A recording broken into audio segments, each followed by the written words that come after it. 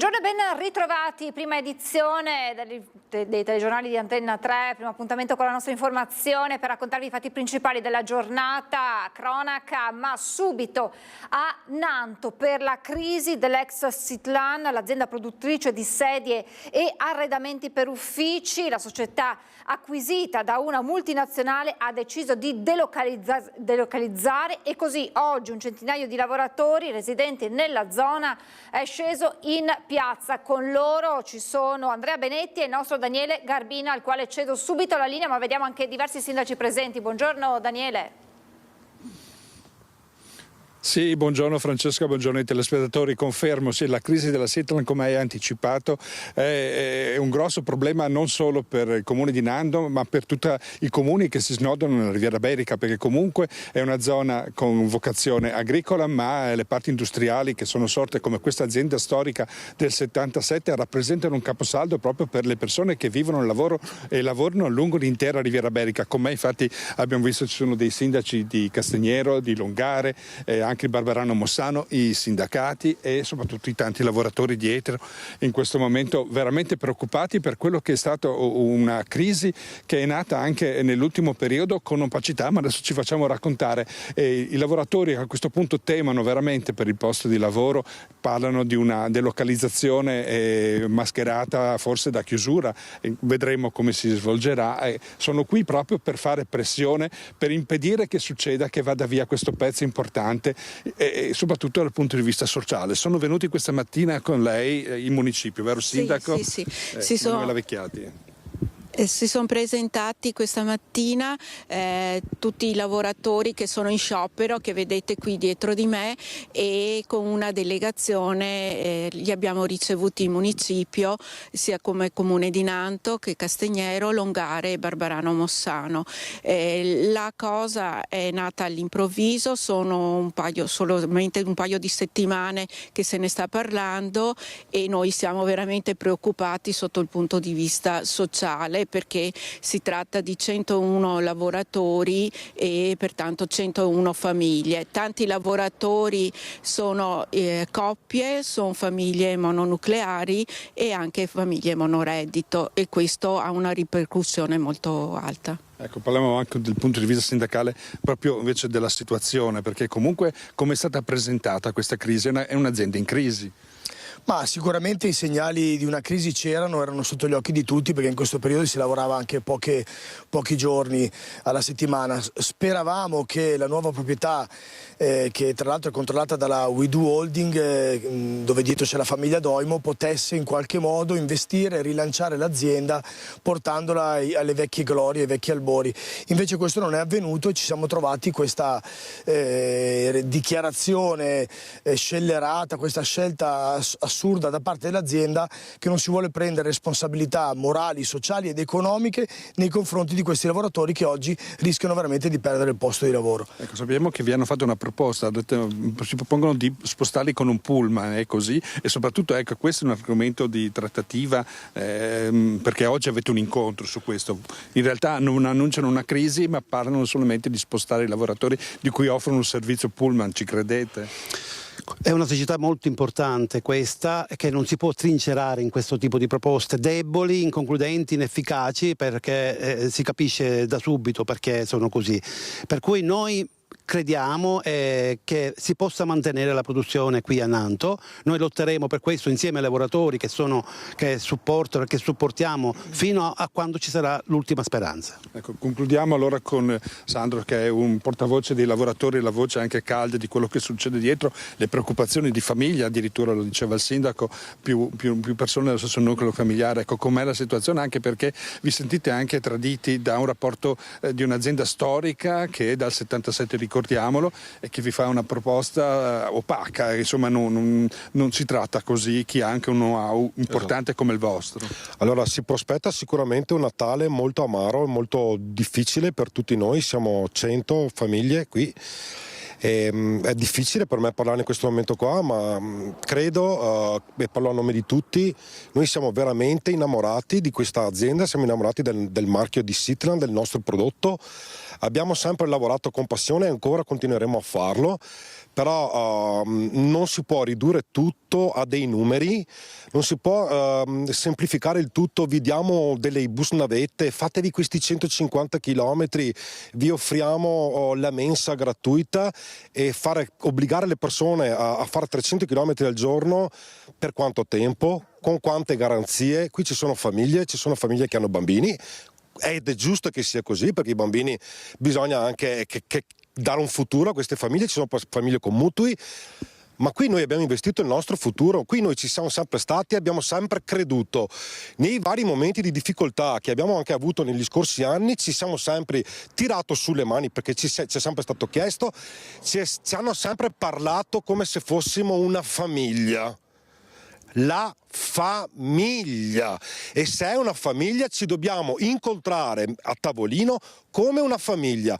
Siccome è emerso che il problema, a quanto pare, è l'affitto troppo caro dell'immobile, troviamo una soluzione, perché siccome ci sono, e i sindaci ce l'hanno confermato anche oggi, troviamo una soluzione per fare in modo che le famiglie e la Sitlan rimanga in questo territorio. È importantissimo. Intanto la ringrazio per questo segnale di speranza, infatti il portavoce tutto. Sappiamo che c'è un incontro nel pomeriggio, noi saremo aggiornati, eventualmente ovviamente la questione non finisce qui, vi terremo anche aggiornati sull'andamento della crisi. Ecco, per il momento da Nanto è tutto, a voi la linea. Daniele Garbin insieme ad Andrea Benetti e grazie anche ai loro ospiti. Adesso parliamo di furti, perché gli autori di decine di colpi tra Padova e provincia sono stati individuati dalla polizia di Padova, che ha fatto irruzione in un covo di Pordenone arrestando 4 persone e recuperando 200.000 euro di refurtiva. In diretta da Albignasego la nostra Valentina Visentini insieme a Federico Cibotto. Buongiorno Valentina.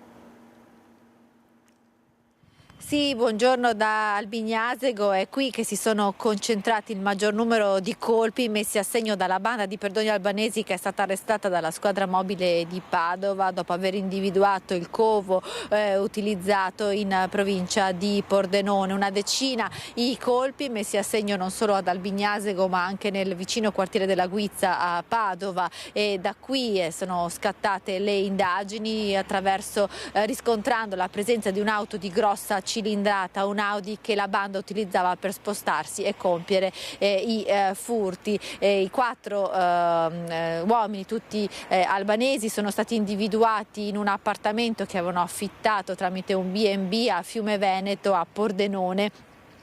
Quando sono stati bloccati dalla polizia che aveva preparato il blitz, stavano rientrando nel covo dopo aver messo a segno 3 furti e averne tentati altri 2 sempre nella zona di Fiume Veneto a Pordenone.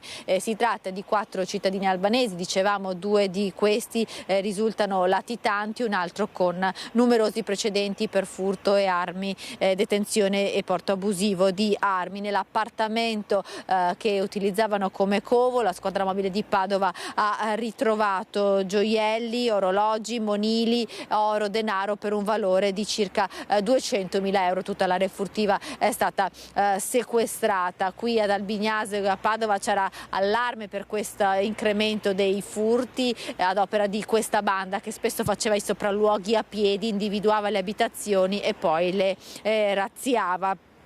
Il blitz, dicevamo, è avvenuto a Fiume Veneto in provincia di Pordenone. Gli agenti hanno accerchiato il covo facendo irruzione. Era necessario il blitz perché si temeva una fuga dei banditi, dei malviventi all'estero. Si tratta, dicevamo, di un 25enne albanese in Italia dal 2018 senza alcun precedente, l'unico che aveva utilizzato il documento per affittare l'appartamento utilizzato come covo.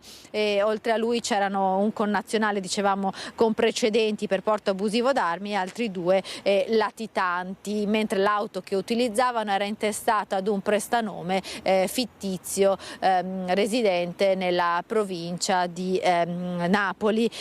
Queste, insomma, da qui sono partite le indagini, ricostruendo gli spostamenti di questa auto che utilizzava sempre strade secondarie. La polizia è riuscita ad individuare il covo e a mettere in campo in poche ore il blitz che ha portato all'arresto di questa banda. Ma sentiamo le parole del questore Marco Dorisio, che ha ricostruito l'operazione, e poi la linea può tornare allo studio. Il loro campo d'azione inizialmente, dove gli investigatori della squadra mobile li hanno agganciati, era appunto la città di Padova, zona Guizza e Albignasego. Un lavoro certosino fatto di analisi praticamente dei dati, dei percorsi, che hanno consentito di individuare un'auto di grossa cilindrata intestata a un prestanome fittizio, un Audi A6, la quale a metà del mese di novembre, dopo aver praticamente commesso reati predatori qua in provincia di Padova, si è spostata in un B&B in provincia di Pordenone al Fiume Veneto, e quindi accertata la loro delittuosità, la loro azione criminosa con i furti nelle abitazioni, 2 giorni consecutivi di appostamento, e sono stati bloccati di notte non appena erano tornati da una razzia di 5 furti commessi in provincia di Pordenone, bloccati, e recuperata ingente refurtiva per circa 200.000 euro tra gioielli, pietre preziose, monini d'oro e anche denaro contante. È scattato il fermo di indiziato di delitto per i reati di furti in abitazione aggravati e continuati, nell'occasione sequestrati anche tutto il necessario, da flessibili con dischi, trapani, quindi anche per poter avere meglio aprire delle casseforti. I provvedimenti sono stati convalidati dall'autorità giudiziaria pordenonese, sono in carcere. Stiamo svolgendo anche degli approfondimenti per quanto riguarda la posizione del pubblico esercizio recettivo, dove erano giunti in quanto non erano stati registrati, soltanto uno incensurato, mentre gli altri 3 con un pretesto non erano stati ancora registrati, e infatti non a caso si è trattato di 2 persone ricercate. E questo dunque la cronaca dal Padovano con Valentina Visentin. Tra pochissimo continueremo a parlare di furti, ma ci sposteremo nell'area del Bassanese con Monica Smiderle per altri colpi in abitazione. La cronaca ci porta a Trieste, dove ieri nel Duomo di Muggia c'è stato l'ultimo saluto al piccolo Giovanni Trame, il bambino di 9 anni ucciso dalla madre lo scorso 12 novembre. La messa è stata proposta in diretta da Tele4, emittente che fa parte del gruppo di Media Nord-Est.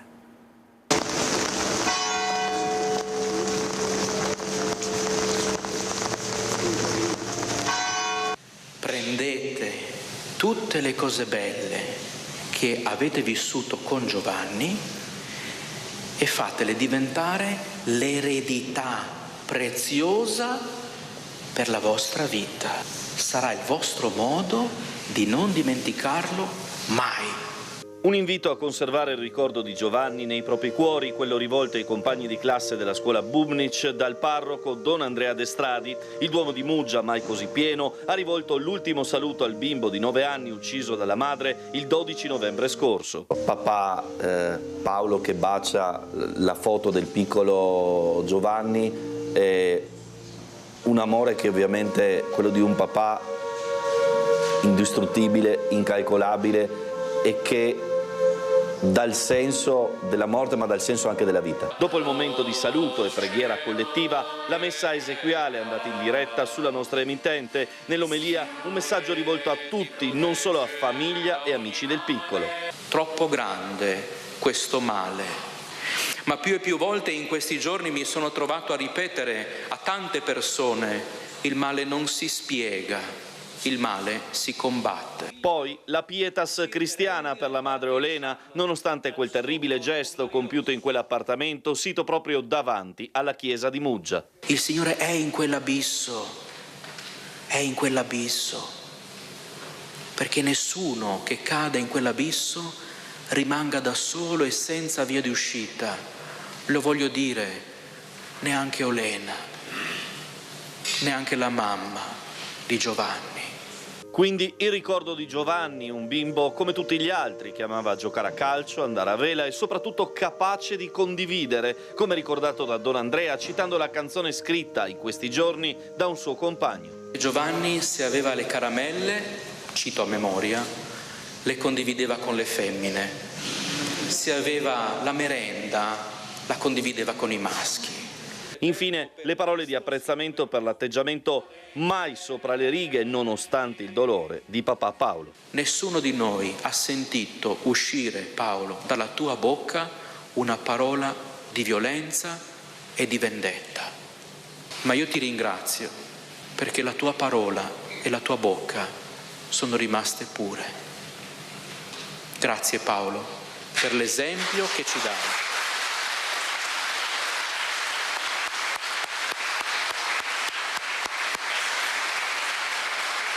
Paolo dice, e ringraziamo anche Giovanni, c'è un compagno di...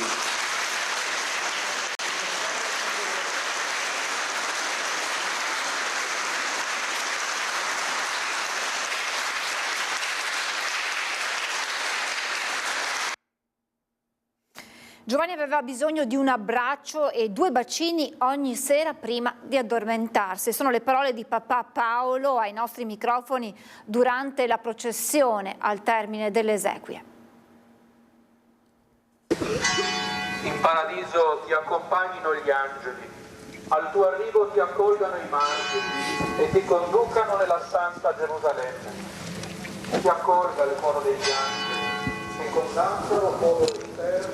Lui aveva necessità di un abbraccio e 2 bacini prima di dormire, proprio perché gli dava quella tranquillità di pace. Lo ricorda così, mentre cammina verso il cimitero, tenendo la sua foto fra le mani. Paolo Trame, il padre del piccolo Giovanni, al termine della messa nel Duomo di Muggia, ha raccontato alcuni dei momenti più belli trascorsi con il figlio, parole espresse durante la processione mentre seguiva il feretro dove ora il bimbo riposa. Dietro Paolo le istituzioni e i cittadini che hanno voluto continuare a far sentire la propria vicinanza. Ho cercato di fare di mamma e di papà, perché non deve sottovalutare le mamme, perché le mamme fanno un sacrificio incredibile a tirare su un bambino. Poco prima dell'arrivo al cimitero, Paolo Trame ha rimarcato quanto suo figlio fosse forte, nonostante una vita caratterizzata da momenti molto difficili. Un bambino tenace che non si lasciava demoralizzare e che aveva sempre un sorriso per tutti. Sì, perché lui, diciamo, con tante difficoltà, lui, diciamo, sapendo, non si lasciava, teneva sempre dura la faccenda. Mi hanno circondato, mi hanno accerchiato, ma nel nome del Signore li ho sconfitti. Apritemi le porte della giustizia, entrerò a rendere grazie al Signore. Mattinata di paura ieri a Grumolo delle Abbadesse, in provincia di Vicenza, per una fuga di monossido di carbonio, 13 persone intossicate, tra loro anche alcuni bambini. Mattinata di paura in una palazzina in via Magnolia a Grumolo delle Abbadesse per una probabile fuga di monossido di carbonio in cui sono rimaste intossicate diverse persone. Scongiurato il peggio, tutti i condomini sono stati immediatamente allertati per poi essere soccorsi e assistiti dal personale del SUEM con le ambulanze intervenute e portati per precauzione in ospedale. Nessuno in pericolo di vita. Oltre ai vigili del fuoco intervenuti anche i carabinieri. Su un condominio lì composto da 9 appartamenti in via delle Magnolie, i proprietari del terzo piano si sono sentiti male, uno è anche svenuto e ha riportato un trauma facciale. Da lì si sono cominciati a sentire male partendo dal terzo piano poi a scendere al secondo e al primo, e hanno chiamato i soccorsi, sono intervenute le ambulanze e i vigili del fuoco sono intervenuti subito si pensava a una fuga di gas, poi le indagini dei vigili del fuoco hanno constatato che c'è stata una combustione, quindi del monossido di carbonio che ha invaso, diciamo, i piani. Secondo una prima ricostruzione dei vigili del fuoco, la dispersione, le cui cause rimangono comunque ancora da accertare da parte dei tecnici, sarebbe riconducibile alla combustione lenta della cellulosa utilizzata come isolamento nel sottotetto, presumibilmente surriscaldatasi in prossimità della canna fumaria. E sono tutti in buone condizioni, sono in osservazione al pronto soccorso di Vicenza. Le operazioni di ventilazione, bonifica e messa in sicurezza dell'edificio da parte dei vigili del fuoco sono durate tutta la giornata. Stiamo aspettando il resoconto, diciamo, dai vigili del fuoco e dall'ospedale per capire se tornano stasera e se eventualmente tornano, se possono rientrare nelle proprie abitazioni. Io ho già allertato, diciamo, comunque il comune, ci siamo già allertati con l'ufficio tecnico, sempre in collaborazione con i vigili del fuoco e con i carabinieri, per cercare di trovare eventualmente una sistemazione. Camminava tranquillamente in centro a Treviso con una finta pistola Beretta, 18enne denunciato dalla polizia, intensificati i controlli nel cuore della città. Completamente vestito di nero, cappuccio in testa, camminava lungo Riviera Santa Margherita. Alla vista della volante di polizia ha girato repentinamente l'angolo per evitare di farsi controllare, ma il suo atteggiamento non è passato inosservato. Gli agenti lo hanno raggiunto e fermato. Il ragazzo, 18 anni, italiano, con numerosi precedenti di polizia per reati contro la persona e contro il patrimonio, visibilmente agitato, aveva nascosto nei pantaloni una riproduzione fedele di una pistola Beretta 92, priva di tappo rosso e idonea ad essere scambiata per un'arma vera anche agli occhi più esperti. La pistola è stata immediatamente sequestrata ed il giovane è stato indagato per porto abusivo di armi ed oggetti atti ad offendere. Nell'ultima settimana il questore di Treviso, Alessandra Simone, ha intensificato i controlli della Polizia di Stato in città dopo gli episodi di violenza giovanile registrati in centro storico. Giovedì scorso, in via Marco Polo, nei pressi della stazione ferroviaria, la polizia è intervenuta per un gruppo di ragazzi che importunava i passanti. Una volta giunti sul posto, gli equipaggi della Polizia di Stato hanno bloccato la fuga di due giovani che alla vista delle volanti tentavano di dileguarsi in direzioni diverse. Uno di loro, un cittadino tunisino classe 2006, già aggravato da precedenti di polizia, è stato bloccato in prossimità della stazione Mom dopo essersi disfatto durante la fuga di un piccolo contenitore con all'interno hashish del peso complessivo di oltre 100 grammi. Il secondo, un cittadino tunisino classe 2003, già destinatario della misura di prevenzione del foglio di via con divieto di ritorno nel comune di Treviso, è stato invece fermato nei pressi di via Roma. Entrambi sono stati denunciati rispettivamente per detenzione ai fini di spaccio di sostanza stupefacente e per la violazione della misura di prevenzione emessa dal questore. Prevenire i furti nel territorio. Martedì prossimo in municipio a Curtarolo, siamo dunque in provincia di Padova, un incontro per dare il via al progetto del controllo di vicinato. Prevenire i furti grazie alla presenza di cittadini attivi è l'obiettivo del controllo di vicinato che sarà presentato a tutti i cittadini dell'amministrazione comunale di Curtarolo durante un incontro che si terrà martedì 2 dicembre alle 20:45 nella sala consigliare del municipio.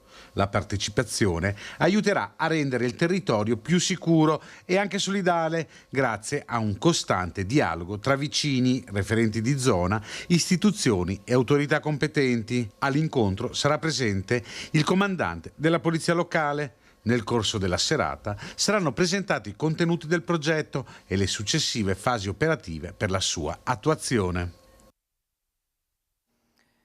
Anche le caserme dei Carabinieri verranno illuminate di arancione per ricordare la giornata mondiale per l'eliminazione della violenza sulle donne che si è celebrata nella giornata di ieri 25 novembre, un fenomeno che vede impegnati sempre più proprio i militari dell'Arma. Nei primi 10 mesi dell'anno a Padova i militari dell'Arma hanno arrestato 73 persone e ne hanno denunciate 486 per reati legati alla violenza di genere. In totale le denunce sono state 600, il 12% in meno rispetto allo scorso anno. Sono aumentate invece le misure cautelari che non prevedono l'arresto, come l'allontanamento da casa e il divieto di avvicinamento ai luoghi frequentati dalla persona offesa. Questi sono stati 131, che rappresenta un 15% in più rispetto al 2024. Accanto al dolore noi vediamo anche tanto coraggio, perché le donne finalmente denunciano, e nell'ultimo anno possiamo dire che nella provincia di Padova c'è stata una flessione del fenomeno, nel senso che i dati sono in calo, questo accompagnato da un aumento delle misure di contrasto. I carabinieri hanno avviato in concomitanza con il 25 novembre una campagna di sensibilizzazione per aiutare le donne a prendere coscienza dei soprusi e delle violenze che vengono fatti da mariti e compagni violenti. Molte però anche le iniziative pratiche messe a terra, come la stanza tutta per sé all'interno delle caserme, luoghi sicuri dove le donne vittime di violenza possono trovare protezione. Non solo, recentemente è stato reso disponibile un altro strumento che è il Mobile Angel, cioè uno smartwatch che rende possibile l'invio di un allarme alla centrale operativa e la geolocalizzazione della vittima. Questo strumento è in sperimentazione in alcune province d'Italia, non in tutte, ma verosimilmente verrà distribuito in tutta Italia. Diciamo inoltre che sul sito dell'Arma dei Carabinieri è disponibile un test di autovalutazione chiamato violenzametro, che misura i livelli di violenza all'interno delle relazioni di coppia. E sono state tante le manifestazioni, gli eventi organizzati nella giornata di ieri. A Treviso l'ISRA ha portato in Piazza dei Signori oltre 100 persone per una toccante manifestazione. 9 febbraio, Cinzia Daries, 50 anni. Sono già 91 le donne scomparse per mano di un uomo violento nel solo 2025, una ogni 3 giorni, e molte altre sono quelle vittime di violenze verbali, fisiche e psicologiche di cui ancora non si conosce la storia. ISRA è scesa in piazza per ricordare tutte loro con un fazzoletto, una croce bianca, una scarpetta rossa, in una cerimonia toccante, emotivamente forte anche per lo stesso presidente, che si è commosso ricordando Elisabetta Leder e la figlia Arianna di solo 1 anno, e poi ancora Anica Panfile, 31enne romena, entrambe dipendenti ISRA.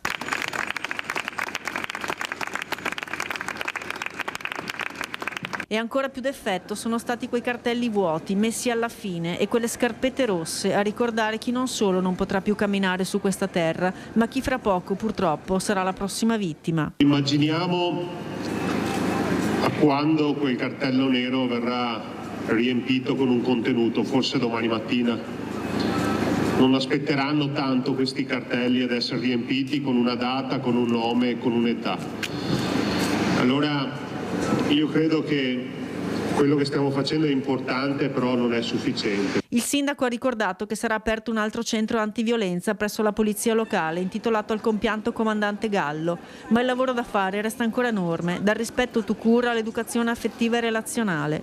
In piazza anche il camper della polizia, che proprio a fine manifestazione raccoglieva la segnalazione di una ragazza preoccupata per la sua amica, una ragazza sedicenne vittima di comportamenti ossessivi da parte dell'ex fidanzato 27enne. E se vedete una donna che fa questo gesto, non esitate ad aiutarla, è il segnale che è in difficoltà. Bisogna ribaltare l'inerzia, rendersi attivi e salvare la prossima vita. C'è un modo di dire trevigiano, mi no vo combattere. In questo caso io dico noi dobbiamo andare a combattere. Cosa vuol dire? Vuol dire che ognuno di noi deve impegnarsi in prima persona per la prevenzione e soprattutto per combattere la violenza contro le donne. E stare vicino alle donne che hanno coraggio di denunciare, perché non bisogna mai lasciarle sole.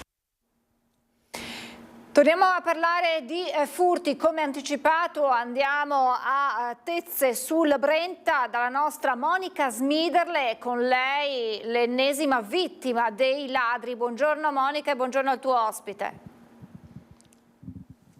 Buongiorno a te Francesca, buongiorno a tutti i nostri telespettatori. Ancora Tezze sul Brenta nel mirino della malavita, ancora una casa nel mirino dei ladri. Vi abbiamo raccontato anche nei nostri telegiornali, questo è un territorio particolarmente battuto. Ieri sera hanno agito qui in via Concordia, ma nelle scorse settimane sempre i ladri hanno svaligiato case anche in via Los, in via Volta, a Campagnari, in via Primo Maggio. La gente è molto preoccupata. Con noi c'è Eros Bizzotto, che è, come dicevi, l'ennesima vittima dei ladri, perché ieri sera i malviventi sono entrati in casa sua. Come hanno fatto, Eros?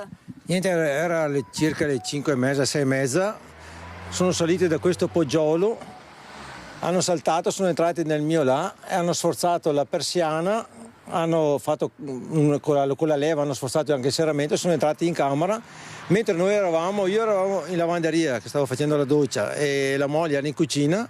In affare di 1 minuto, 2 minuti mi hanno portato via, hanno sbagliato l'oro e degli orologi che avevo, proprio una frazione di secondo, proprio sono spariti proprio nel nulla proprio. Senta, ma sono entrati finché lei stava facendo la doccia e mentre sua moglie stava cucinando in cucina. Esattamente, proprio quella frazione là, sebbene avevamo gli allarmi, anche le ferriate, però in quel momento abbiamo staccato l'allarme perché proprio così abbiamo spento perché avevamo quello interno e hanno approfittato di questa mancanza e hanno sforzato la sala cinesca e sono entrati. Quindi avete staccato l'allarme per un attimo, è gente molto preparata. Sì, questi qua erano molto preparati perché non abbiamo sentito proprio niente, nulla. E sono salito dalle scale, ho visto la porta era appoggiata della camera, ho aperto, ho trovato tutto quanto la camera in subbuglio proprio.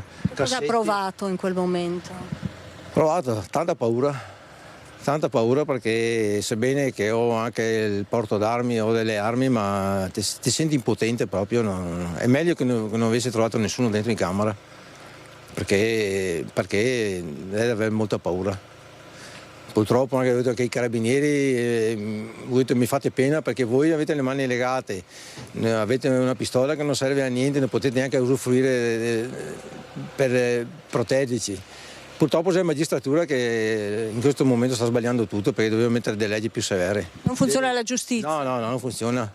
No, perché chi sbaglia deve pagare, ma pagare proprio. No, rimettere noi altri che lavoriamo 10 euro al giorno e dopo in affare 2 minuti ti portano via tutto. Cioè, è assurdo. Devo mettere delle leggi più severe. I magistrati, io sempre che per televisione, guardo la televisione, che devono proprio vergognarsi proprio i magistrati. Lei come si sente oggi, il giorno dopo? Mi diceva non abbiamo dormito, insomma siamo molto tesi, molto anche arrabbiati. Ciao, ti senti che stasera devi pure anche andare fuori, muoverti male in via 10 minuti a camminare perché ti tendono, cioè... Qua a Poatese trovi sempre delle persone, dei ragazzi che sono con visi sospetti. Io poi mi piace correre a piedi, anche a tempo dietro ho trovato 3 ragazzi che erano non proprio persone sane, sospetti proprio. Infatti dopo poco hanno mandato su 6 Tezze su Brenta che hanno trovati nel giardino quei 3 ragazzi col cappuccio sempre, che girano sempre, mani in tasca. Ieri sera sono arrivati i carabinieri chiaramente a casa sua, che cosa le hanno detto? Quali sono i sospetti? Le hanno raccontato qualcosa? I sospetti hanno detto che io pensavo, ti dico la verità, forse Mario marocchini o senegali, no, che sicuramente sono albanesi o rumeni, perché non sanno come si è fatto subito, cioè hanno visto i gioielli, quelli che non erano in oro, ma quelli in oro li hanno beccati subito, e anche gli orologi, quelli... Quindi anche esperti? Molto esperti, madonna, molto esperti, molto. Voi avete fatto un appello anche sui social chiedendo eventualmente ai vicini di casa di fornire registrazioni dei sistemi di videosorveglianza per aiutare anche gli inquirenti nelle indagini. Sì, abbiamo chiesto anche al nostro vicino qua delle telecamere che guarda il parcheggio, perché anche lui ha subito un furto 2 anni fa, era in casa anche alla moglie sua, che purtroppo era giù con una bambina piccola e tanto loro hanno portato via tutto, ma non hanno trovato niente perché sono saliti di qua, perché dunque davanti non si è visto niente. Sicuramente uno faceva il palo e 2 hanno agito, perché non so come hanno fatto a salire qua, ti dico la verità, perché non c'è una rondaia.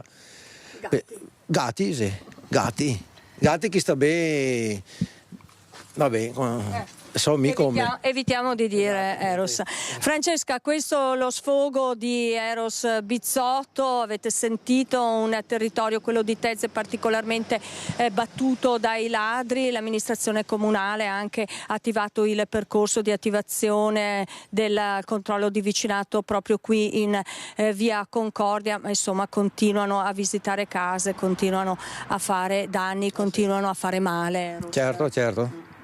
Bisogna proprio prendere delle decisioni adesso, o telecamere, non so, installare delle telecamere, va bene la privacy, cioè, abbiamo paura di dormire la notte, vengono dentro, che siamo dentro in abitazione, vengono a trovarci.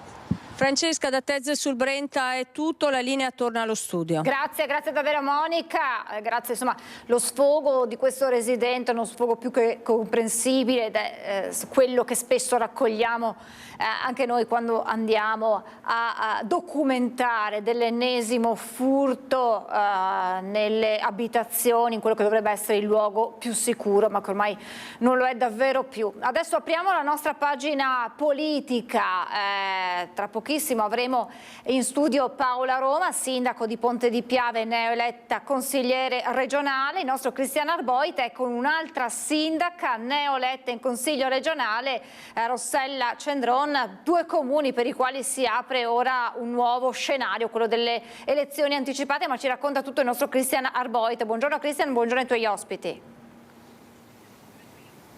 Buongiorno a te Francesca e ai telespettatori di Antenna 3, anche da parte di Nicoletta Rizzetto che sta curando la parte tecnica. Ci troviamo davanti al municipio di Silea, municipio che presto Rossella Cendron dovrà a malincuore, immagino, abbandonare per Palazzo Ferrofini. Rossella Cendron è infatti risultata eletta tra le file delle liste civiche a sostegno di Giovanni Manildo. Per qualcuno una vera e propria sorpresa. Rossella Cendron ha portato a casa, così si dice, no, nel linguaggio, parecchi voti e insomma si aprono le porte del Consiglio regionale. Immagino ci sia soddisfazione, ci sia anche attesa, Sindaco. Sì, c'è una grande soddisfazione per il lavoro che è stato portato avanti proprio dalle liste civiche venete per Giovanni Manildo e il lavoro che è stato portato avanti in questi mesi da tutte le province, quindi da tutte le liste civiche che abbiamo rappresentato, perché questo seggio che io oggi rappresento vuole unire tutte le liste civiche del territorio che hanno aderito e quindi davvero portare una voce nuova in Consiglio regionale e unire tutte queste realtà che finalmente hanno anche una rappresentanza al di là dei partiti politici, non in contrasto, ma in maniera complementare. E quindi questo è il messaggio che vogliamo portare come Civiche Venete e la voce del territorio senza ordini di scuderia romani. Ecco. E a proposito di voce del territorio, tanti sono i sindaci, gli amministratori locali che hanno fatto la differenza in questa tornata elettorale. Con Rossella Cendron per la Marca Trevigiana c'è anche la collega sindaca Paola Roma di Ponte di Piave. Come sapete è stato eletto anche l'ex primo cittadino di Preganziola Paolo Galeano, sindaco era anche Giovanni Manildo. Questo è di fatto il poker del centro-sinistra nella Marca Trevigiana. Ora le chiedo, sindaco Cendron, che cosa succede per Silea e mutatis mutandi anche per Ponte di Piave? Quali saranno i passaggi formali? Sì, noi adesso siamo in attesa della cosiddetta proclamazione degli eletti da parte della Corte d'Appello. Una volta ricevuta la proclamazione e nei due enti, sia nel comune di Silea in questo caso e al Consiglio regionale, parte la verifica dell'incompatibilità delle cariche, perché appunto è incompatibile essere sindaci e consigliere regionale. Una volta che questa incompatibilità viene dichiarata, viene convocato il Consiglio comunale che dichiara l'incompatibilità della carica e che quindi chiede a me sindaco di effettuare una scelta, mi notifica l'incompatibilità e mi chiede appunto di effettuare una scelta. E dopo che avrò effettuato questa scelta chiaramente ci sarà, se opterò ma credo che sarà così perché abbiamo lavorato per questo. Se opterò per la carica di consigliere regionale, il Consiglio comunale dichiarirà lo scioglimento del Consiglio e la reggenza sarà del vice sindaco fino a nuova elezione nella primavera del 2026. Quindi si va a elezioni nella primavera del 2026 anche a Silea. Le chiedo, ci sarà un suo successore, quindi è già stato individuato, ci può dire qualcosa? Chiaramente la nostra squadra sta lavorando proprio per mantenere la continuità del buon governo che è stato fatto in questi anni. Siamo al secondo mandato Cendron, ma prosegue il progetto che era stato anche con il sindaco Silvano Piazza, e quindi ci assicureremo che Silea abbia il buon governo che in questi anni ha ben amministrato. Noi intanto, Francesca, abbiamo anche bloccato un cittadino, l'abbiamo proprio fermato, Valerio Bandiera, che è un volto noto qui a Silea perché è allenatore storico della squadra del Sant'Elena. Lei ci tiene a lanciare un messaggio, a dire qualcosa a Rossella Cendron? Sì, intanto faccio l'in bocca al lupo a Rossella perché se li merita tutti, perché intanto, prima di tutto, qua nel territorio di Silea non è mai stata la sindaca Cendron, ma è sempre stata la sindaca Rossella, che questo la dice lunga sulla persona che è. E dopo niente, noi come società Sant'Elena possiamo solo dire che stiamo aspettando il famoso campo sintetico, che spero che nel tempo arrivi. Insomma, chiaramente sappiamo che la politica che è svolta nel comune in questi anni ha sempre portato continuità, e questo sicuramente sarà tema di discussione e ci speriamo, insomma. Quindi, insomma, il suo è un ringraziamento sentito ma anche condizionato. No, certo, è una battuta che ci facciamo con la società, perché chiaramente il campo in erba sintetica assicura la continuità dell'allenamento nonostante il maltempo, e quindi il grande valore che le società sportive hanno sul territorio e che hanno contribuito a creare quel valore aggiunto di comunità a cui noi teniamo davvero e che assolutamente deve continuare ad essere preservato. Grazie Valerio.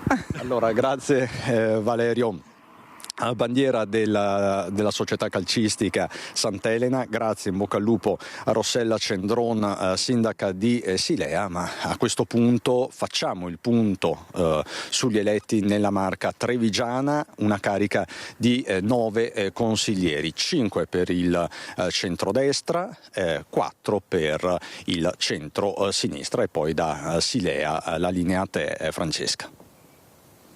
Gli assessorati saranno nella scelta e nelle valutazioni del presidente Stefani. Io sono a disposizione del partito come sempre. Non è un'ipotesi remota per Sonia Brescaccin quella di diventare assessore, con le sue 9.539 preferenze, la più votata dopo Luca Zaia nella Lega. Zaia, che nella sua provincia porta a casa quasi un quarto dei voti presi, 48.253. Sul podio del Carroccio la new entry Paola Roma, sindaca a Ponte di Piave, presidente della conferenza dei sindaci dell'ULS 2, 8.485 le indicazioni per Roma. Entra nel poker leghista anche Riccardo Barbisan, attuale assessore al bilancio a Treviso, che al Ferrofini c'era già stato. Ed è una soddisfazione enorme che insomma mi ha visto rimontare nella nottata, e avendo un pomeriggio complicato dal punto di vista della classifica. Notte al Cardiopalma finita con 2 esclusioni eccellenti. Da una parte Stefano Marcon, sindaco a Castelfranco e presidente della provincia, 5.055 preferenze. Dall'altra Alberto Villanova, capogruppo uscente della Lega, che si ferma a 4.955 e affida ai social una prima sincera reazione: chi vince festeggia, chi perde spiega, e io oggi non ho nessuna voglia di spiegare. L'unica cosa che mi sento di dire è grazie, così Villanova. Entrambi potrebbero rientrare però in partita nel caso in cui alcuni fra gli eletti diventassero assessori, e chiaramente c'è la variabile Zaia. Se la Lega nella Marca si attesta al 40,8%, Fratelli d'Italia si stoppa al 14,9%, passa solo Claudio Borgia, vice sindaco a Montebelluna. Il risultato personale è considerevole: 8.567 preferenze. Alle sue spalle Marco Della Pietra, sindaco a Spresiano, 5.973, staccata la consigliere uscente Silvia Rizzotto, 2.986. Va peggio a Forza Italia con il suo suo 4,9%, resta fuori a sorpresa il sindaco di Conegliano Fabio Chies, un consigliere lo fa il Partito Democratico ed è l'ex primo cittadino di Preganziol Paolo Galeano, forte di 5.846 voti, Dem che vanno bene nelle città, meno nei piccoli centri e che alla fine portano a casa il 12,5%. Ci aspettavamo senz'altro un risultato migliore. D'altronde si sa che quando la coalizione è ben assortita, il PD storicamente tende a pagare un po' di dazio. E infatti nel centro-sinistra conquistano un seggio sia Rossella Cendron, sindaca di Silea e candidata con le civiche venete per Manildo, e Nicolò Rocco, presidente di Azione Veneto e consigliere comunale a Treviso, 1797 voti per la prima, 1391 per il secondo. Significa che c'è anche un pezzo di Veneto, che è un pezzo di Veneto diciamo così innovativo, c'è un pezzo di Veneto che studia, che lavora, che vuole provare a capire se possono esistere delle risposte diverse, e io sarò orgoglioso di rappresentare questo pezzo di Veneto in Consiglio regionale. Più a sinistra l'escluso eccellente Andrea Zanoni per Alleanza Verdi e Sinistra, mentre è un trionfo quello di Riccardo Szumski, 17.190 preferenze, un vero e proprio boom. Che me l'aspettassi qualcosa sentivo nell'aria, perché andando a incontrare la gente, facendo riunioni popolari, insomma c'era un entusiasmo, c'era un qualcosa che bolliva sotto che mi diceva forse che c'era un consenso. Poi in queste dimensioni, ecco, dire che ero sicuro assolutamente no. Continueremo tra pochissimo con la pagina politica, ma ci chiedono la linea due colleghi. Tra pochissimo andremo da Lucio Zanato per nuove predazioni da parte dei lupi sul Piave. Prima da Ilaria Marchiori con il direttore generale dell'USL 3, Edgardo Contato, per raccontarci dell'ennesima aggressione al personale sanitario all'interno di un ospedale. Buongiorno Ilaria. Buongiorno anche a te Francesca, buongiorno ai nostri telespettatori. A dire il vero l'ultima è stata ieri, ma in realtà sono state 3 in circa 10 giorni. Ieri un operatore sanitario è stato morso all'avambraccio, c'era stata poi precedentemente una che coinvolgeva il territorio di Mirano con un'ambulanza su Noale, e una decina di giorni fa il pronto soccorso di Dolo. Questo però porta, insomma siamo appunto qui, come hai già anticipato con il direttore Edgardo Contato, a dare contezza di quello che finora, direttore, è stato fatto, anche la formazione per insomma i dipendenti dell'USL 3 proprio per far fronte anche a questa tipologia di situazioni che ormai sono diventate frequenti, a questo punto quasi quotidiane. 10 giorni, 3 situazioni critiche, direi che sono un'eccezione anche per il nostro territorio, e comunque anche in questi casi alcuni provvedimenti che abbiamo adottato hanno cercato di limitare i danni. Noi già da tempo abbiamo un protocollo di intervento con le forze dell'ordine che abbiamo condiviso e sottoscritto, e abbiamo fatto percorsi formativi sul personale, ed entrambi queste cose, in particolare il rapporto con le forze dell'ordine, ha fatto sì che questi episodi non diventassero delle tragedie. È chiaro che anche in questo caso il nostro personale ha dimostrato una grande attenzione, una grandissima professionalità, perché in situazioni così rischiose sono riuscite a mettere a punto quelle misure necessarie per tutelare la persona e tutelare anche loro stessi. È chiaro che in tutti questi episodi ci sono delle situazioni di disagio, e quindi gli interessati a volte sono o persone con problemi psichiatrici oppure con problemi di abuso di sostanze, e in questo caso va dato il nostro applauso al personale che ha saputo tenere come riferimento quello che è il ruolo del personale infermieristico e medico per tutelare soprattutto la persona che in quel momento è in una situazione di rischio per sé e per gli altri. Naturalmente l'azienda è vicino al nostro personale, naturalmente fa un plauso per l'attività e il comportamento mantenuto, e naturalmente la vicinanza verrà manifestata con tutti quei provvedimenti necessari anche a tutelare da un punto di vista amministrativo e giuridico le persone che sono state eventualmente coinvolte. Ecco, un plauso è doveroso perché si tratta di personale che salva vite ogni giorno e suo malgrado poi si ritrova a dover far fronte anche a queste situazioni. Non è certo facile trovarcisi dentro. Assolutamente no, e appunto per questo va sottolineata l'altissima professionalità, perché, ripeto, viene messo prima l'interesse del paziente rispetto all'incolumità dei locali, cosa che è stata in un caso, in una situazione devastata, e l'incolumità anche di chi sta prestando l'intervento, vedi anche percosse o i morsi ricevuti però da persone che in quel momento avevano un disagio notevole. Io ringrazio il direttore generale dell'Ustre Serenissimo Edgardo Contatto. Qui da Mestre è tutto, restituisco la linea allo studio. Grazie davvero Ilaria Marchiori e grazie anche al direttore generale dell'ULSS 3. Adesso cambiamo assolutamente tema ma anche scenario. Andiamo lungo il Piave a Pederobba per raccontare dell'ennesimo attacco da parte dei lupi. Scatta una task force, ci racconta tutto il nostro Lucio Zanato insieme ai suoi ospiti. Buongiorno Lucio. Buongiorno Francesca, buongiorno ai telespettatori di Antenna 3, sono con Fabio Maggio, vice sindaco di Pederobba, e sono con Fabio D'Artura invece, che è un faunista. Noi lo conosciamo come agricoltura perché l'abbiamo intervistato già più volte e lui è veramente esperto per quanto riguarda la fauna e la fauna nei campi, ad esempio nella gestione della silvicoltura, quindi la rinascita della biodiversità, tanto per intenderci, tema sempre molto attuale nei nostri territori. Siamo lungo il Piave, siamo a Covolo di Pederobba perché Fabio Maggio, insomma, ci sono stati dei nuovi avvistamenti.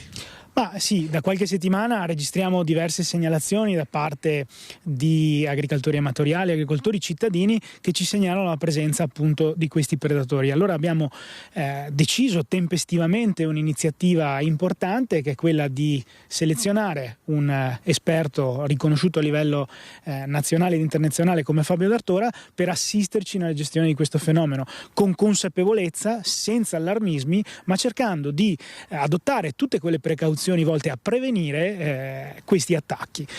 Perché bisogna prevenire, perché curare, come dice qualcuno, col piombo non è possibile. Assolutamente no, c'è una legge molto chiara di marca europea ma anche a livello nazionale, quindi è fondamentale informare ed è fondamentale dare una prima risposta a chi si trova purtroppo vittima di questi attacchi. Questo abbiamo voluto fare, abbiamo stanziato delle risorse e appunto oggi Fabio è il braccio operativo del comune di Pederobba in questa che è una necessitata situazione in cui ci troviamo, quindi l'importante oggi era dare una prima risposta e tempestiva. Dopodiché quello che chiediamo oggi alla regione neoeletta è un'assistenza di natura maggiore, perché oggi ci troviamo ad affrontare l'emergenza, domani dovremmo gestire il problema. È necessario oggi avviare un monitoraggio più intenso che dovrà necessariamente passare dalla regione, e magari anche pensare alla tracciatura con radiocollari di questi esemplari,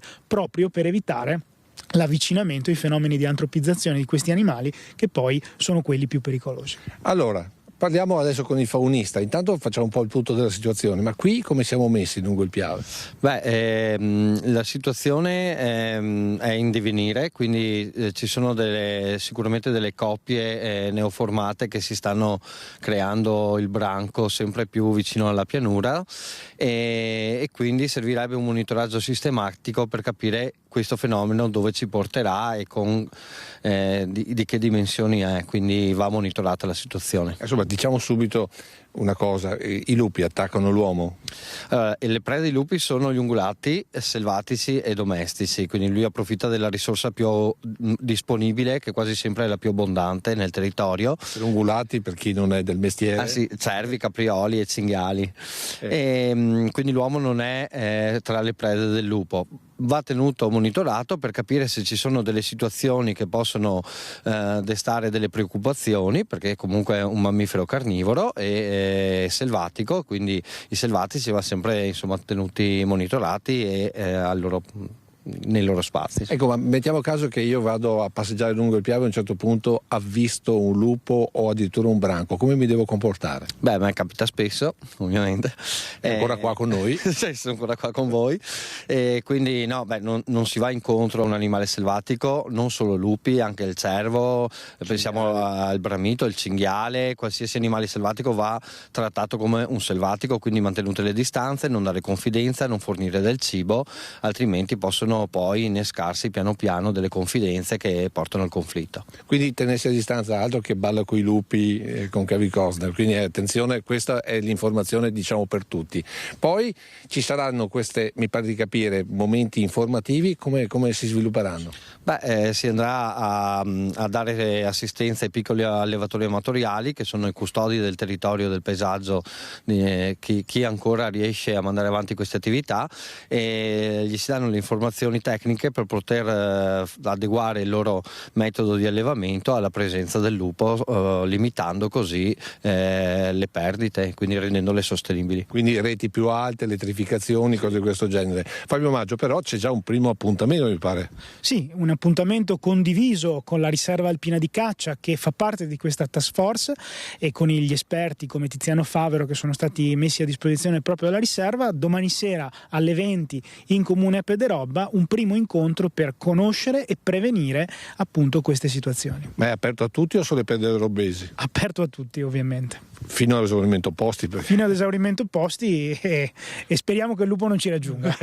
Esatto, detto questo mi pare di aver raccontato tutto, se hai domande, se no a te la linea. Va benissimo così, grazie davvero Lucio, grazie ai tuoi ospiti. Insomma, è necessario intervenire rispettando quelle che sono chiaramente le normative in atto per la tutela del lupo, e noi ci fermiamo adesso. Sì, dobbiamo proprio fermarci per la pubblicità tra poco. Rieccoci in diretta, ritorniamo a parlare delle elezioni regionali, un risultato netto, quello del neopresidente Stefani, ma con tanti spunti di riflessione che sono arrivati dal punto di U-Trend per l'osservatorio elettorale del Consiglio regionale, dall'astensionismo record all'effetto Zaia. Vediamo l'analisi del voto. Dal 95 a oggi ha sempre vinto il centrodestra, il margine si è stabilizzato. Pur in un quadro politico che si conferma stabile, non mancano gli spunti di riflessione sui risultati delle ultime elezioni in Veneto. La prima è che pur in una regione con una tendenza molto marcata, quella che ha portato all'elezione di Alberto Stefani, è stata, a parte il 2000, l'affermazione più netta della coalizione di centrodestra da quando nel 1995 si è cominciato a eleggere direttamente il presidente. E come nel 2000, un'elezione nella quale ha fatto da traino Luca Zaia, 203.054 preferenze complessive nei 7 collegi del Veneto. Secondo lei, se non ci fosse stato questo impegno di Luca Zaia, sarebbero stati più vicini Manildo e Stefani, oppure si sarebbe travasato all'interno del centrodestra in altre liste? Magari le proporzioni sarebbero state leggermente diverse, però il dato di ieri mostra una vittoria chiarissima del centrodestra. Lo stesso Stefani ha un numero di voti personali molto superiore a quello di Manildo, quindi fa la sua parte. Il centro-sinistra forse avrebbe potuto raccogliere qualcosa in più. Eppure il centro-sinistra non raggiungeva percentuali così alte in Veneto dal 2010 e Giovanni Manildo, così come Alberto Stefani, grazie al voto disgiunto ha ottenuto più preferenze della somma dei partiti che lo sostenevano. Ma nell'analisi realizzata da U-Trend per l'osservatorio elettorale del Consiglio regionale del Veneto, queste sono anche le elezioni col minimo storico di affluenza alle urne, un 44,6%, che le pone tra i 10 risultati peggiori delle regionali in Italia. Sicuramente il fatto che queste elezioni non siano mai state percepite come una partita aperta ha influenzato e ha mobilitato meno l'elettorato, però questo è un dato molto negativo. Il successo della Lega è stato ovunque, primo partito in 490 comuni su 560. Nello specifico poi, se il divario tra centrodestra e centrosinistra rimane relativamente contenuto nei comuni capoluogo, vira quasi plebiscitariamente a destra nei paesi con meno di 15.000 abitanti. C'è infine l'analisi della sempre più importante propaganda attraverso i social network. Anche qui ha prevalso Stefani, ma c'è un caso Riccardo Szumski. Che sui social media non ha fatto una campagna strutturata, ha semplicemente raccontato le proprie proposte nel segno dell'autenticità e della disintermediazione. Questo ci dice che quando appunto un candidato ha una solida base anche sui social media, basta quello per avere un grande megafono.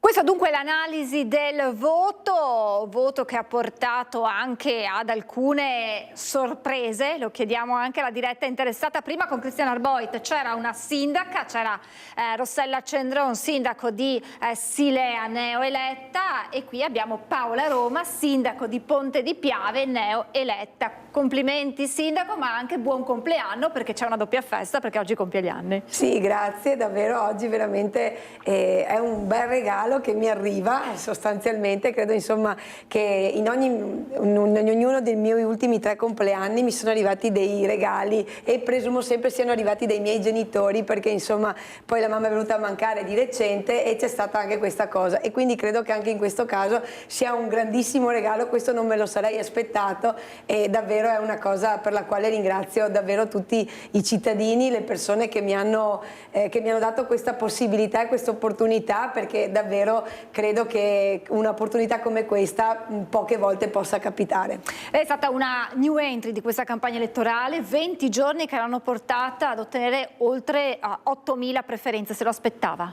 Non me lo aspettavo, però ringrazio davvero i cittadini che ho incontrato al mercato, i miei colleghi, anche sindaci, ma poi abbiamo fatto anche degli incontri in maniera puntuale e precisa, ma sempre nei 20 giorni, e credo davvero che questo sia davvero un grande segno anche di fiducia del mio territorio, anche oltre che del mio comune di Ponte di Piave, anche dell'Opitergino Motense, che insomma è il mio territorio, con il quale condivido anche tutta quella situazione legata al fiume Piave, a tutte quelle necessità che abbiamo a livello territoriale, ma credo davvero che questa opportunità sia davvero una cosa che mi rende ancora più consapevole che dovrò lavorare sempre di più per cercare di poter portare delle risposte alle persone che hanno creduto in me, mi hanno dato fiducia, e quindi insomma questa fiducia anche rispetto all'opportunità che mi ha dato il presidente Alberto Stefani e il mio partito, la Lega, nel potermi mettere in competizione in questa tornata elettorale, e davvero molto dobbiamo anche al buon governo del presidente Luca Zaia,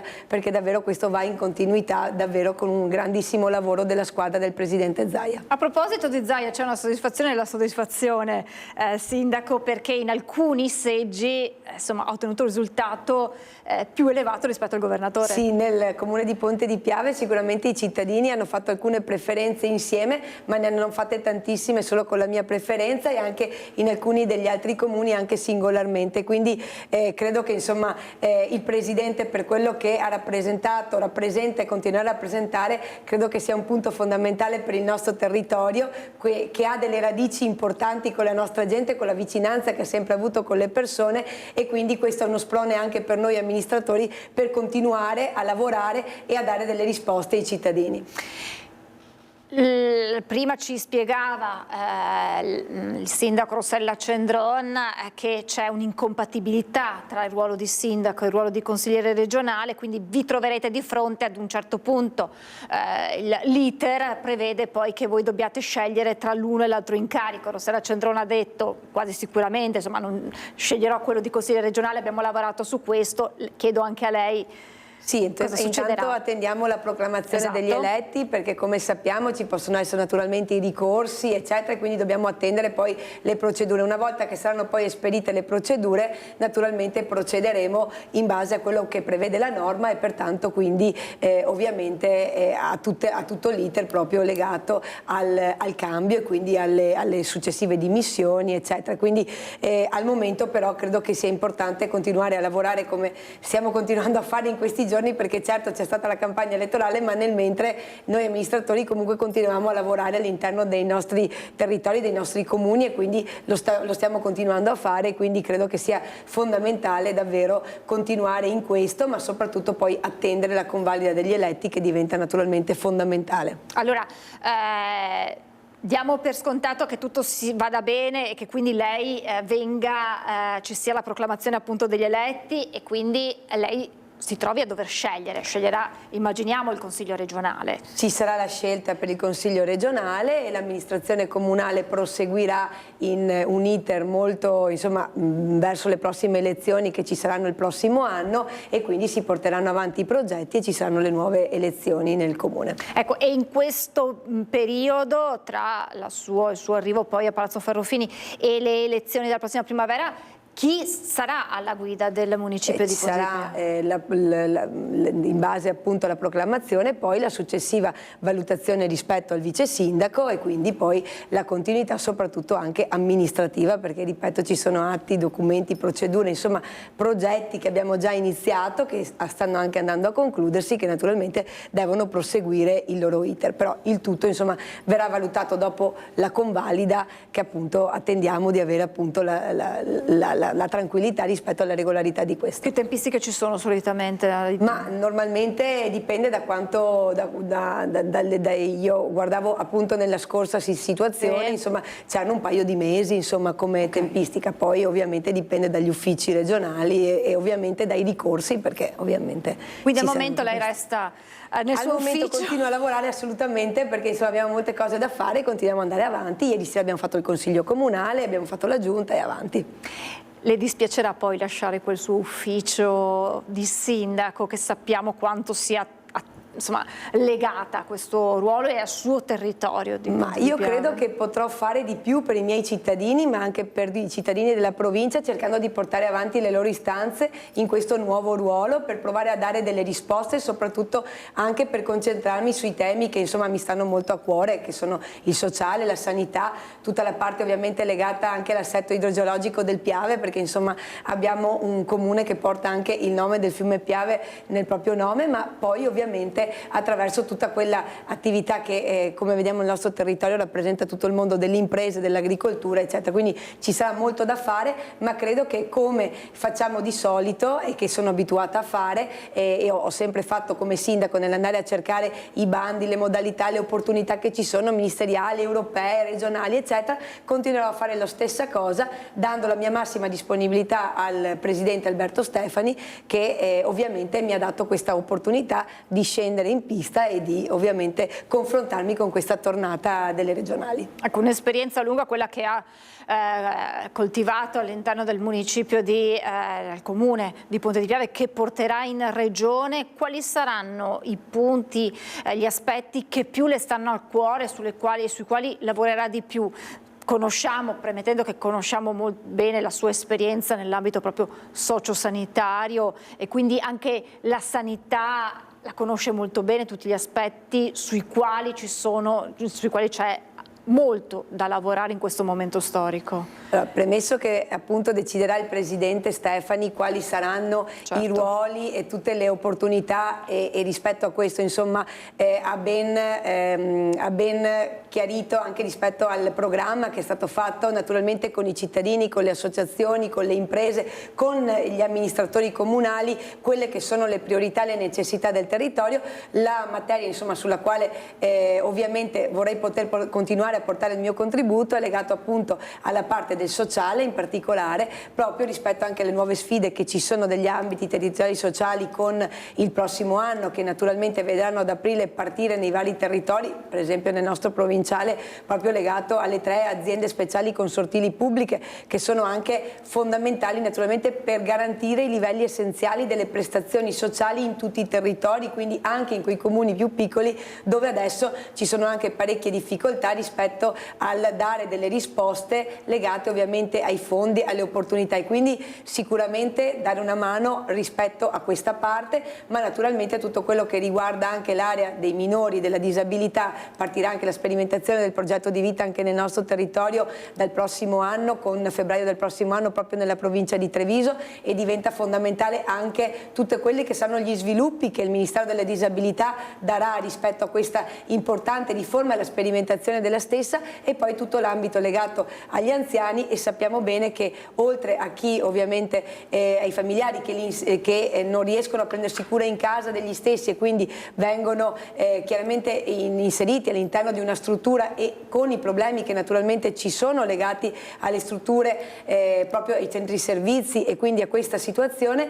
c'è anche quella dell'assistenza domiciliare, certo, che invece lega di più le amministrazioni comunali con i propri cittadini, e anche questo è uno dei temi dell'ambito fondamentali, perché significa anche cercare di integrare tutta quell'assistenza domiciliare dei comuni con l'assistenza domiciliare integrata dell'azienda sanitaria, ma che prima ancora vede attraverso la sanità questi nuovi punti legati alle 17 case di comunità nella provincia di Treviso, ma che sono 99 nella regione del Veneto, e ovviamente all'attuazione anche della telemedicina, che permette naturalmente un controllo da remoto della persona, ma dall'altra parte chiaramente grazie al terzo settore e al volontariato c'è la necessità ovviamente di andare incontro a quella che sta diventando la malattia più importante, che è quella legata alla solitudine degli anziani, e su questo insomma molte sono le cose che devono essere poste in essere proprio in continuità con quello che la Regione ha cercato di fare, e sempre di più naturalmente anche tutta quelle attività di prevenzione della salute legata proprio alla gestione, anche alle attività che già vengono fatte anche dalle associazioni di volontariato per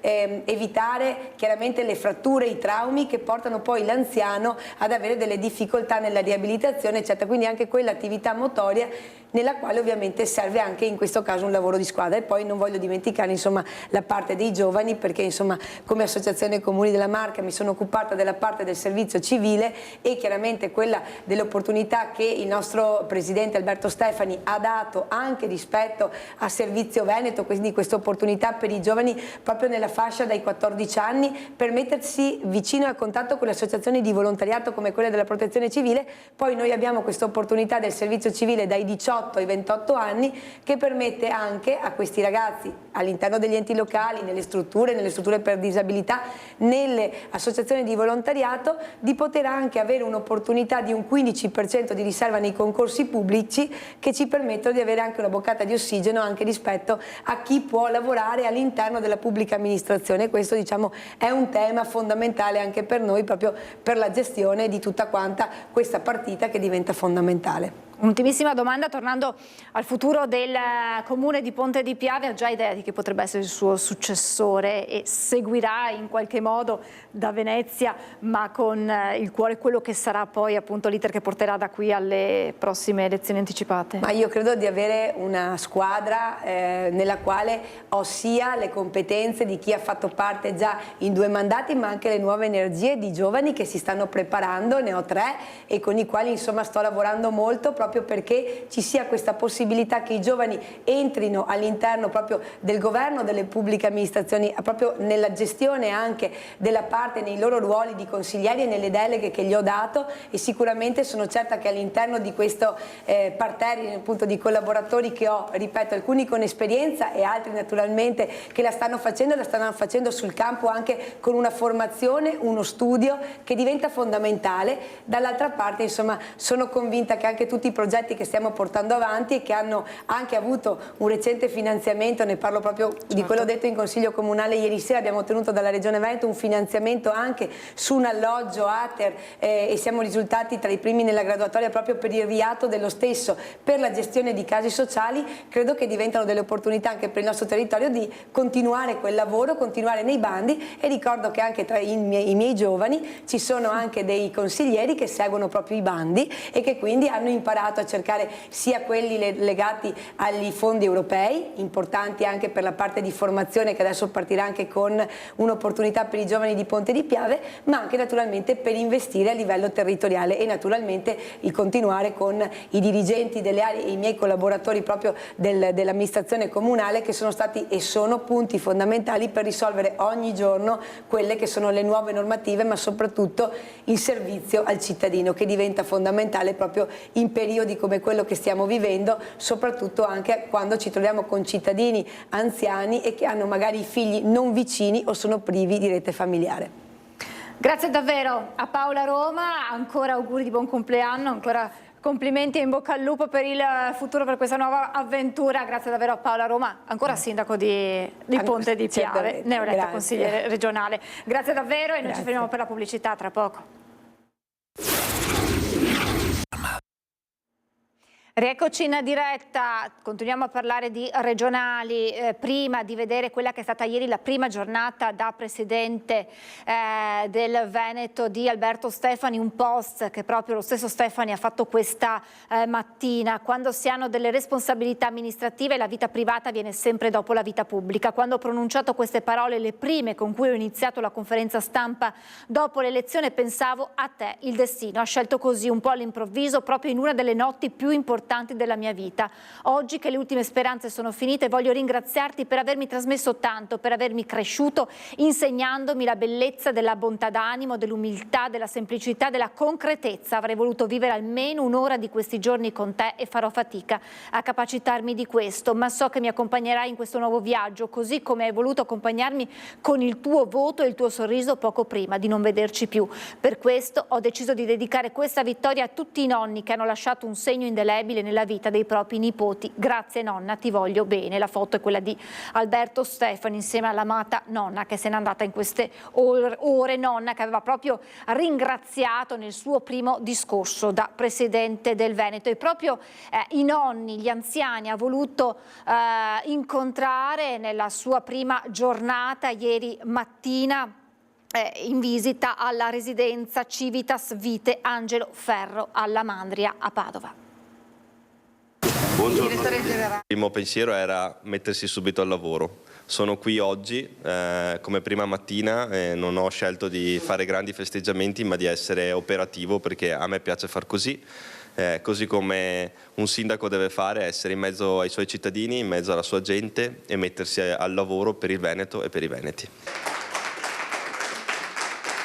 È un applauso quello che accoglie Alberto Stefani, neoeletto presidente del Veneto, che sceglie i nonni, a cui meno di 24 ore fa ha dedicato la vittoria per il primo appuntamento ufficiale. Il sociale al centro dell'agenda politica, ribadisce.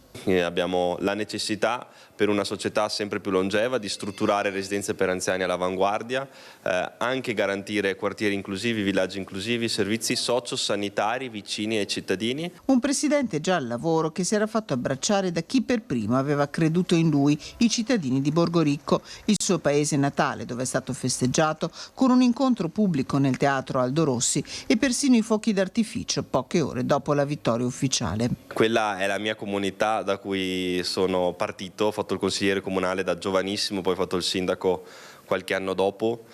Ho imparato il valore dello stare in mezzo alla gente, di ascoltare i cittadini, di rispettare gli avversari, e sono gli stessi valori che poi ho portato in questa campagna elettorale, un aspetto pratico, serio, senza mai fare polemica, senza mai attaccare nessuno, è quello che userò anche da presidente della Regione del Veneto.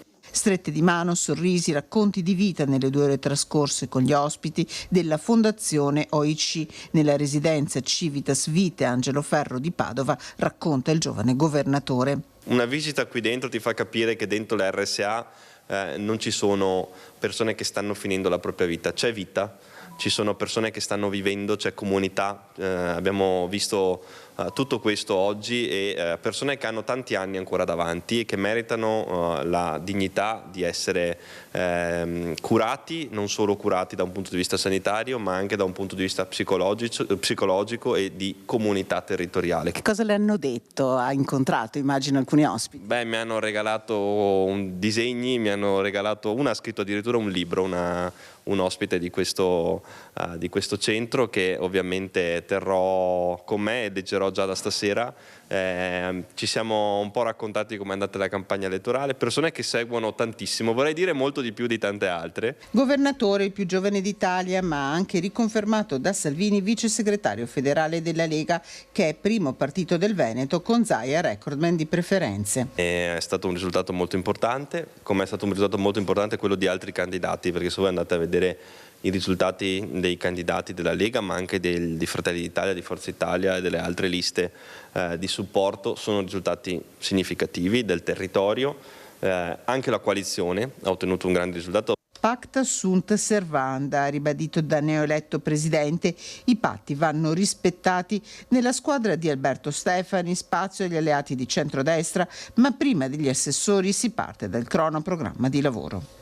Mi hanno chiesto se festeggiavo o no, ma il modo migliore per festeggiare per un presidente è essere al lavoro al servizio dei veneti. E ascolti record per la grande maratona elettorale del gruppo Media Nord-Est. 1.100.000 telespettatori hanno scelto le nostre emittenti, superando di ben 6 volte la concorrenza.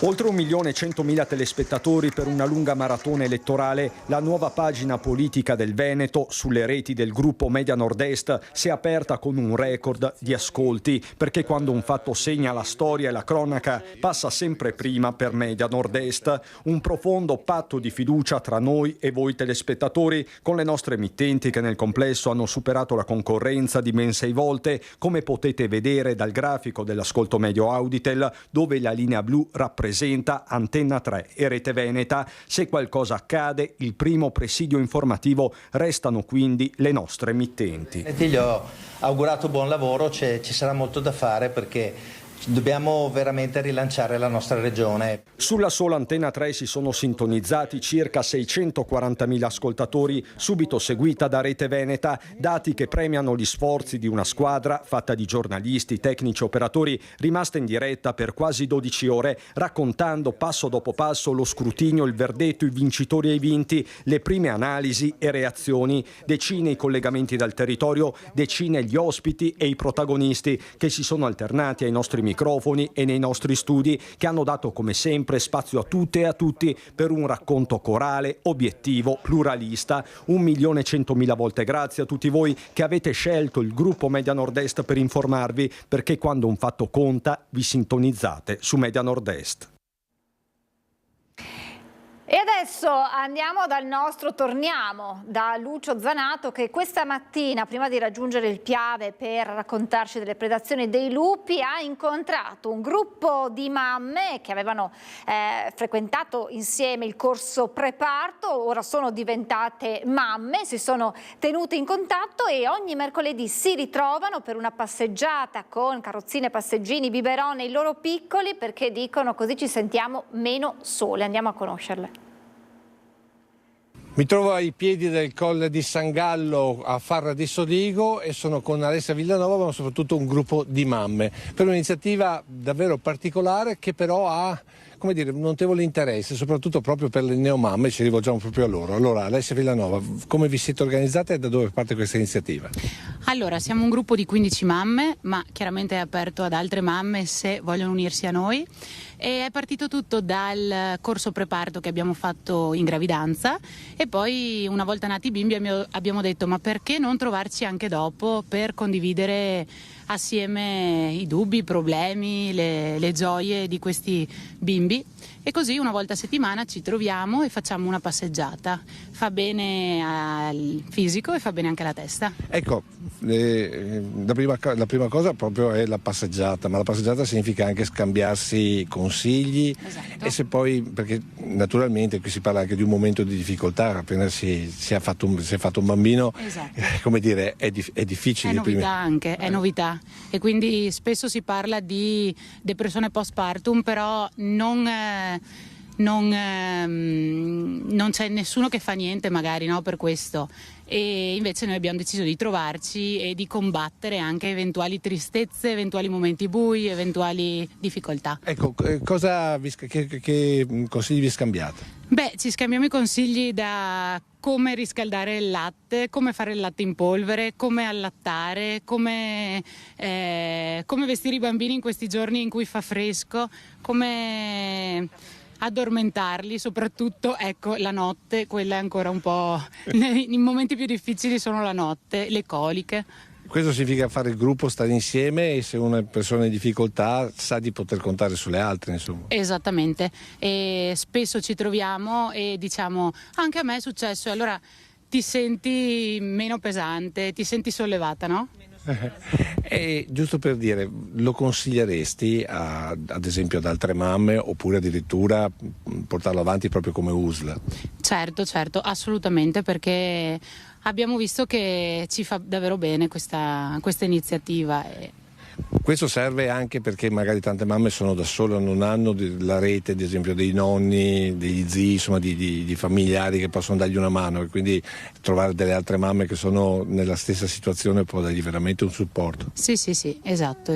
Ecco, ma anche i nonni a volte sono un po' fuori tempo, mi dicevi prima. Sì, succede che magari parliamo con i nonni e ci dicono: io ti addormentavo a pancia in giù, invece adesso no, assolutamente bisogna addormentarsi a pancia in giù, a pancia in su il bambino, no? Per questioni di sicurezza. Oppure io il latte lo riscaldavo in una certa maniera, invece adesso bisogna farlo in un'altra, e quindi ci sono anche questi momenti di condivisione, mamme, nonni, e alla fine si sorride. E poi si fa anche il gruppo, perché mi pare che questa sera vi trovate tutti quanti. Esatto, questa sera facciamo una pizzata con mamme, papà, fratelli, perché c'è chi ha anche un altro bambino, una bambina, e tutti i piccoli. Quindi oltre, 40 persone, 50 persone? Sì, 30 tra genitori e fratellini e una quindicina di bimbi. Senti, ma e gli uomini non vi danno una mano? Sì, dai, non possiamo lamentarci, almeno per quanto mi riguarda. Di notte cerchiamo di aiutarci, ma anche di giorno, no? Però non è la stessa cosa, se c'è una mamma vicino a un'altra mamma ci si capisce meglio? Quello sì, è più come si può dire? Più naturale, esatto. Grazie.